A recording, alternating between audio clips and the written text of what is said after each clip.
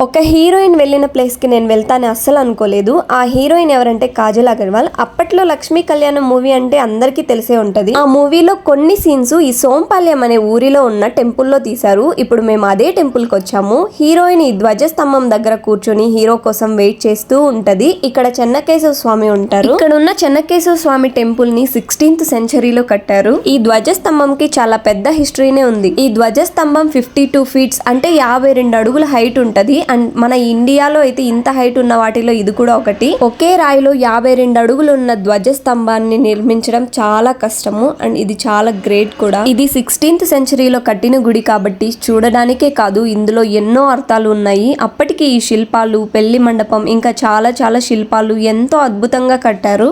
ఇలాంటి గుడి మనకు దగ్గరలో ఉండడం చాలా అదృష్టంగా ఫీల్ అవుతున్నా. ఎంత ప్రశాంతంగా ఉంటదో ఈ టెంపుల్ కి వెళ్ళినప్పుడు. చుట్టూ చెట్లు, ఇంకా కోనేరు చాలా చాలా బాగుంటది. ఇప్పుడే ఈ గుడికి టూరిస్టులు రావడం స్టార్ట్ చేశారు. ఈ టెంపుల్ కి ఒక్కసారి వెళ్తే చాలు, లైఫ్ లో ఎన్ని కష్టాలు ఉన్నా అవన్నీ చాలా చిన్నవనిపిస్తది.